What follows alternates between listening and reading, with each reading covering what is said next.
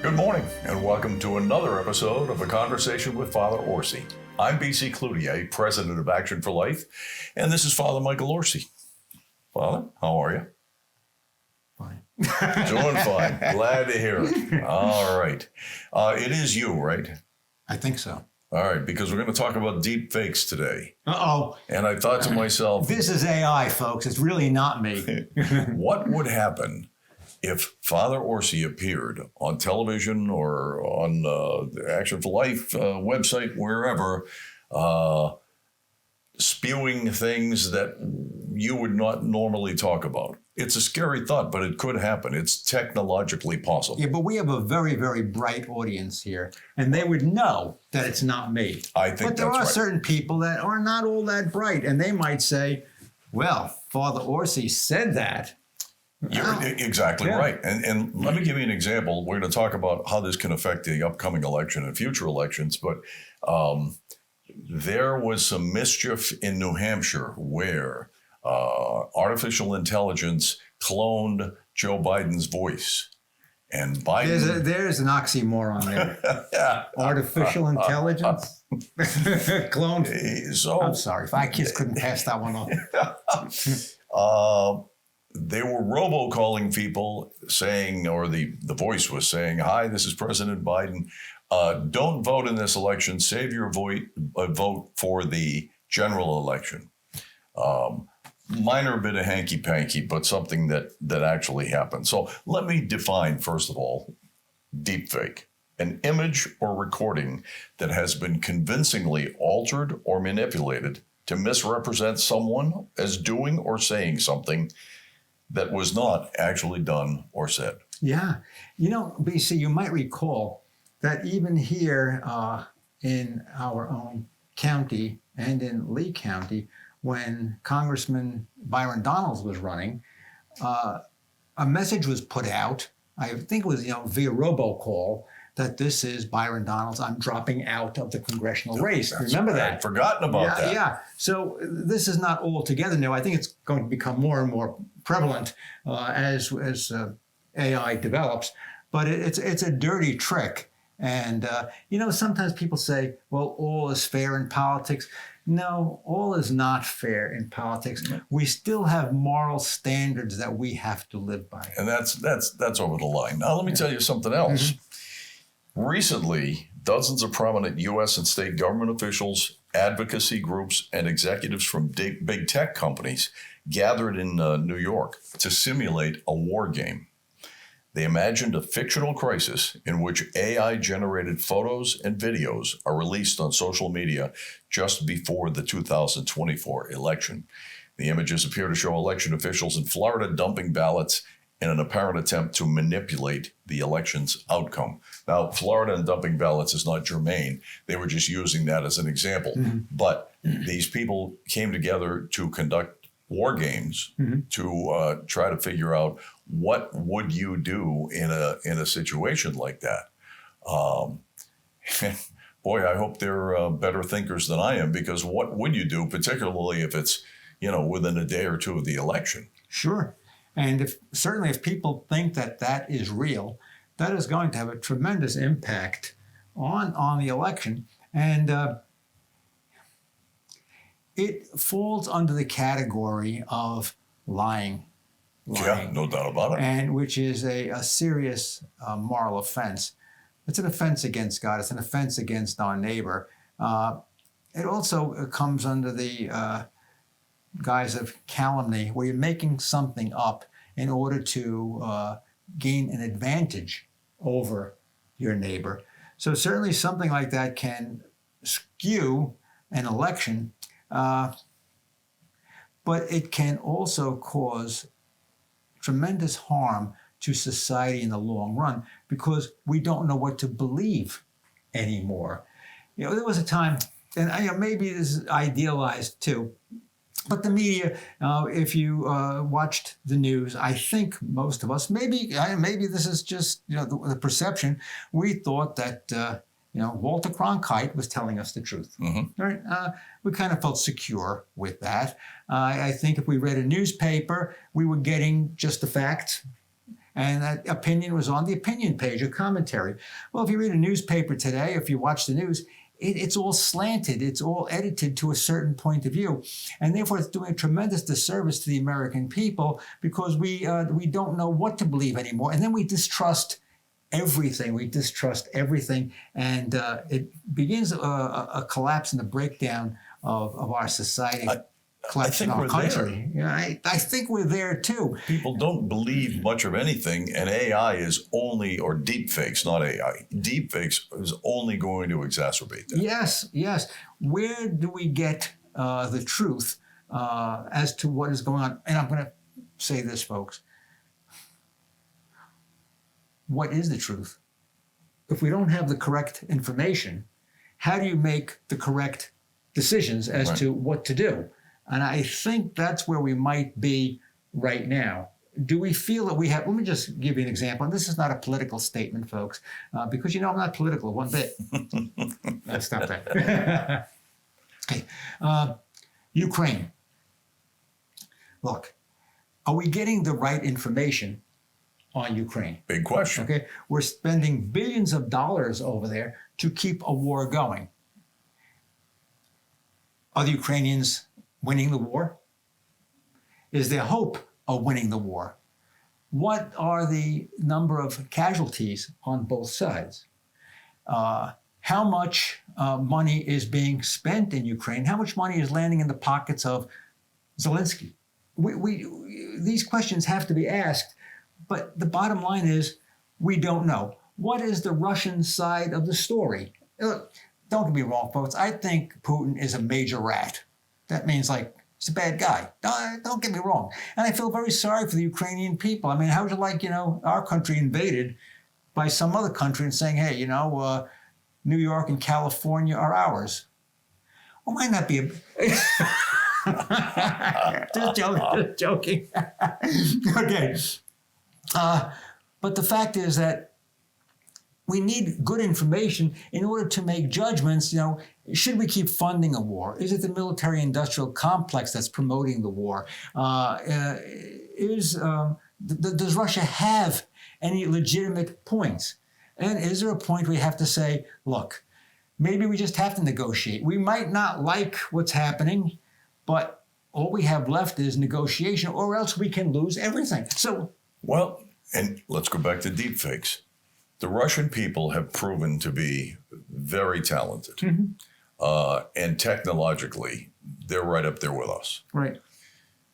If they started flooding social media with battles where they were prevailing, ultimately they could, I think, sway public opinion to the point that most of us would believe there is no way that Ukraine can win this war. We just have to end this now. And Russia could do that without firing another bullet. They could just change public opinion in America. And if America stops writing checks, Zelensky's going to have to, fold his hand. Well, folks, you have to remember this, too, about Zelensky. I mean, this is no angel either. Zelensky has stopped freedom of the press in Ukraine. There are no more elections in Ukraine. I think he suppressed freedom of religion, too. At least, unless you belong to the Ukrainian Orthodox Church, your church is suppressed. I think there's a problem there, too. How do the Ukrainian people get the truth if the media is controlled, if the elections are controlled? Well, I mean, we've talked about this. We've both been in Ukraine on business at different times. I found the Ukrainian people that I dealt with are, for the most part, lovely people, but they believe nothing because they know better.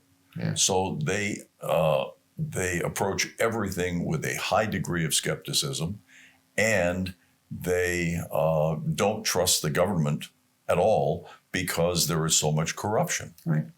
Now, BC, folks, let me just put this in some perspective for you. And maybe some of you might know better than I do, but there was a legitimately elected government, whatever legitimately means in Ukraine, right, before Zelensky.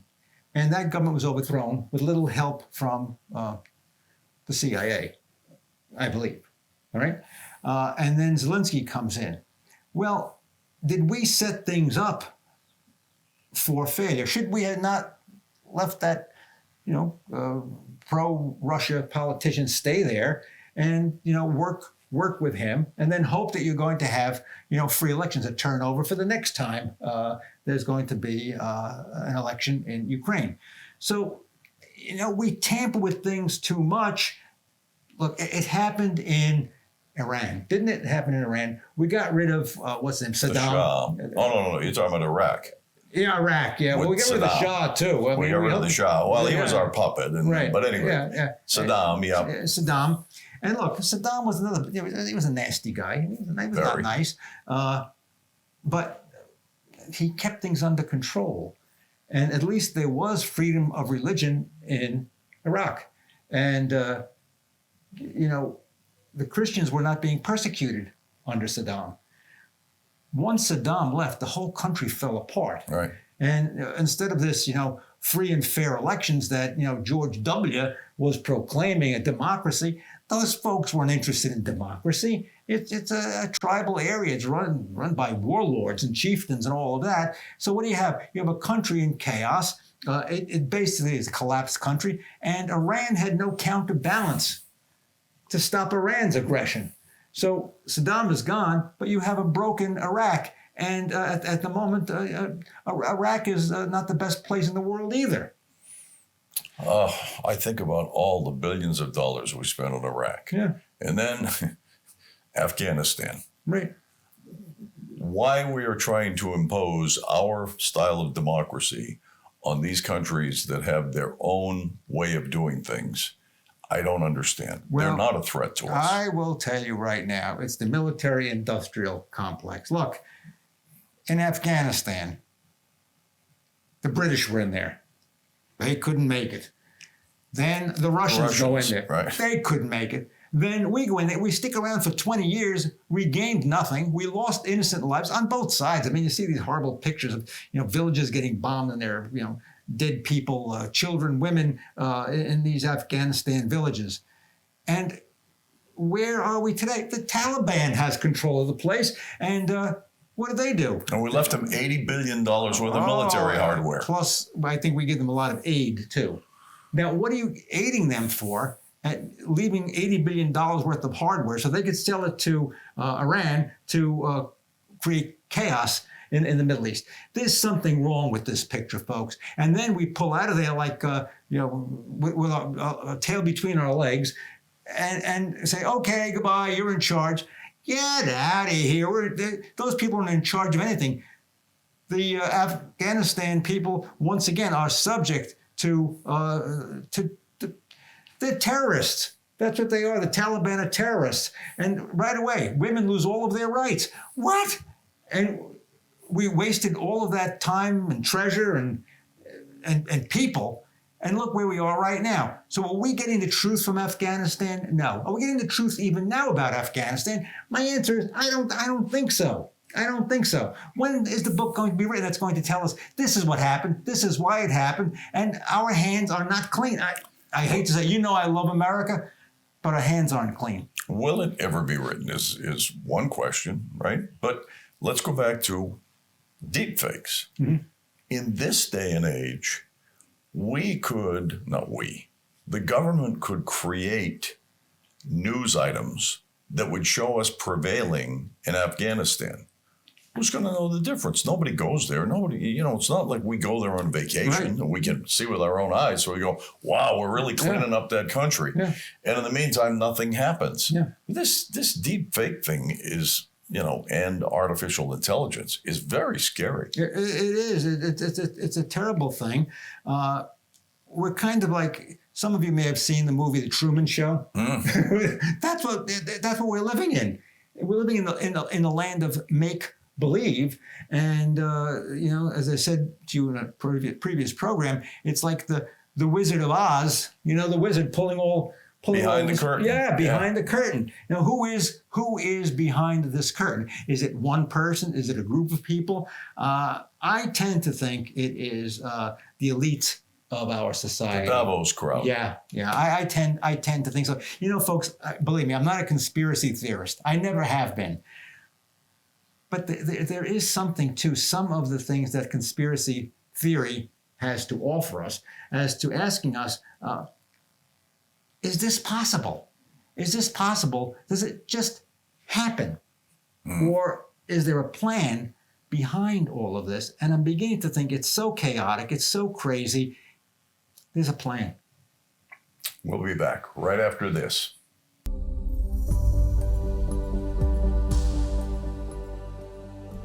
But for the moment, I'd like to talk to you about the expense of airing this program. You know, many people don't realize how expensive it is to produce this program and to get it on the air. Would you care to guess? It's about $3,000 per week. We think that's a reasonable expenditure, but obviously it's an expensive one. So we need to ask for your help. If you'll go to actionforlife.org and click on the donate button, it would be greatly appreciated. Now, you can donate once or you can donate each month, and we certainly have viewers who do both. We appreciate that. Please take time now to visit actionforlife.org and click on the donate button. Thank you so much for your support, and may God bless you always.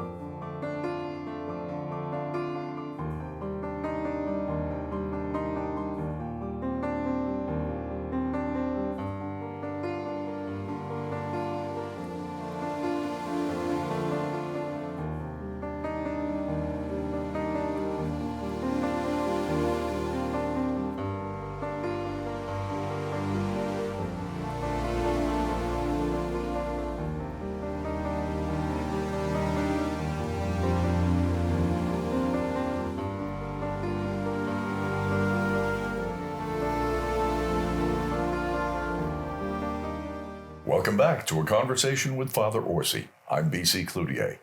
Before the break, Father, you said there's a plan. What do you think? I think the plan is one world government. Yep. I believe it's one world government that... And do you think they can succeed?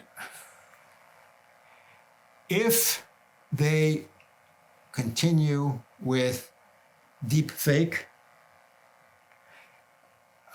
if they continue to control media, if they continue to control news, whatever's left of newspapers, social media, if they continue to get control of government, they very well might succeed. No matter how long it takes. These people have a long-term vision. Well, it would have to be, I mean, you're talking about merging governments into one entity, Yeah. right? So it would have to be a long-term proposition. Right.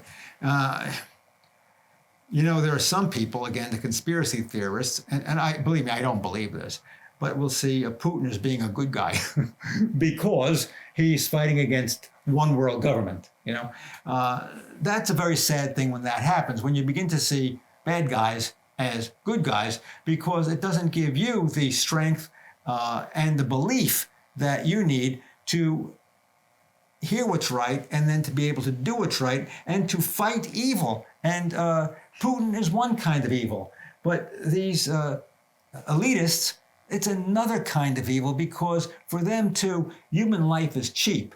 And truth is whatever gets you to the point that you want to be at. So I think that we're in a time now where we have to be extremely, extremely careful as to what we believe, who is in power, who is controlling the minds of people, because the media, social media, television, radio, controls the minds of people. You hear something day in and day out, you begin to believe that these are indeed the facts. Yeah. Unfortunately, I think that's true already. Yeah. But I also think that we have so much media in this country. When you consider everything that's available on the internet as well as legacy media, there are so many different voices, so many different opinions, much more opinion than fact, even in news media, as we've talked about, stories are slanted, Right. so that there's a certain amount of opinion inserted. At what point is there no truth? Pilate had that question: what is truth? What is truth?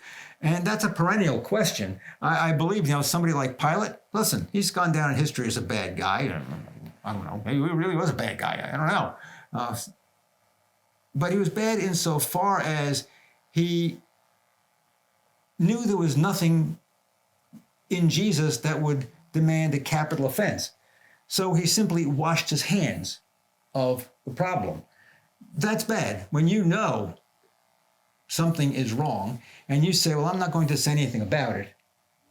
Which is exactly what Pontius Pilate did. Right. Yeah. But he asked the question, what is truth? Because I think he knew this is not true. This is not true. An interesting thing, this is a little bit of a sidebar, folks, because no matter what, me being a Catholic priest, I'm going to bring religion into a lot of this. When we say the creed at Mass, there's only one name other than the Trinity that's mentioned in that creed, suffered under Pontius Pilate. And I remember, I think it was, I forget the author, but he was writing about the creed, and he got to the point about Pilate, and he says, it's unusual that you would find another name in this creed as to what we believe, but there is one other name, and that other name is Pontius Pilate. And he says he's plopped right in the middle of what we believe, and it's showing him and people like him, this is the truth. This is the truth. Interesting. And and it was so well, it was just beautiful the way he presented it. Well, imagine, I won't even go there. Instead, I think I'll say, at least we can believe the Bible. I would hope that we can at least say that. But folks, you have to be very careful too about the way the Bible is interpreted. And you have to be very careful about modern biblical criticisms that try to make the Bible only a fable. And I've heard that. Yeah, and that's a very dangerous thing to do. Certainly we can read the Bible and be inspired by the Bible. We can look at it simply as a collection of stories or a piece of history. Or we can look at the Bible and say, well, this means this and this means that, and it doesn't mean that at all. I could twist the meaning of the Bible. And that's why we have churches. And it's the job of the churches to interpret the Bible correctly. That's why we talked in another program or earlier about these mediating communities. The church is one of those mediating communities. And that helps us to understand what the Bible is saying, lest we fall into error and say, well, I got it out of the Bible, and we take something out of context, and there's nobody to say, well, wait a minute, it really doesn't mean that. You have to look at this historically. You have to look at this thing regarding a type of literature that this is. You have to look at this thing regarding the faith of the church that gave us the Bible. Let me be very blunt, folks. The Bible didn't give us the church. The church gave us the Bible. The church put the Bible together. So that's why you need people who are, trained as to how to read the Bible and how to apply the Bible to your life. Well, there are a lot of, I've heard people say, well, it's very difficult to read the Bible because of the way it's written. There are a lot of versions of the Bible available on the web that have been the language has been modernized. Mm-hmm. The story has not. Mm-hmm. In fact, if you go to BibleGateway.com or org or whatever it is, which I do frequently, there are, there's got to be 40 or 50 versions of the Bible, right? Sure, more. New revised, this, that, so when you start with the King James, there's a long way to go beyond the King James Bible. Yeah. Fascinating. King James Bible, it's beautiful. Many say, well, it's not as precise as some of the translations we have today, like, for instance, the Revised Standard Version, New American Version, Jerusalem Bible. There are many versions of the Bible, but the story of the King James Bible, there are books out about it. I would highly recommend how that translation came about, and it is certainly beautiful. Is it for the average person? Well, the language is a bit stilted because of the 16th century, 17th century English. I think it was 1604 was put together, somewhere in that area. But it's beautiful. Also, the other versions of the Bible, we have the New American Bible, Jerusalem Bible, Revised Standard Bible. These are very, very, very good translations. They are very, very readable, and some of them have notes within the Bible story themselves, within the Gospels. You can look at the bottom of the page and say, here are the footnotes as to what this means, where it's coming from, where this place is. So it's available, folks. There's no reason why you shouldn't have a Bible. No reason. You can read it. You can. Yeah, people sometimes think that the Bible is like this and that thick. Those old Bibles, family Bibles, are certainly like that. But Right. I've got a couple of soft cover Bibles that are eminently readable. And, I just from time to time pick it up and read a few chapters, or sometimes I just randomly go through and stop at a page and read. Sure. It's a fun thing to do, and it's uplifting. Yeah, I have one right next to my chair where I sit and do my reading. And I look at the Bible, and sometimes, especially when I'm troubled or concerned or confused, I go to the Bible and take a look. Let me read a psalm over here and see what the psalm has to offer me. Beautiful. The psalms are just fantastic, and they help us, to give thanks to God, to praise God, to ask God for what we need, to offer prayers of thanksgiving, to go to Him in times in need. Just go there, read the Psalms, enjoy them. Let your spiritual life grow. I remember the name of the guy that said how surprised we are to see Pilate in the Creed. Monsignor Ronald Knox, and he wrote himself a translation of the Bible. All right. Ronald Knox, and I suggest some of you might want to get some of the books written by Monsignor Knox. He himself was a convert. Google that. Yeah, Monsignor Google Ronald Knox. Yeah, fantastic guy.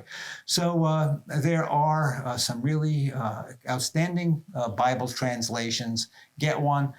Read some spiritual literature. We talked today about Ronald Knox. I also recommend Bishop Sheen. Get some writings from Bishop Sheen. I'll tell you what else you can do. A movie's coming out. We're over the limit. Oh, come on, not going to be over the limit. But get something written by Dietrich Bonhoeffer, The Cost of Discipleship. A movie is coming out by Grace Studios in the fall about Pastor Bonhoeffer. These things will help you in your spiritual life and to help you to see what the truth really is. Thank you, Father, and thank you for joining us. We hope you will join us again next week, same place, same time, for a conversation with Father Orsi. Until next week, I'm BC Cloutier. Have a great week, and God bless.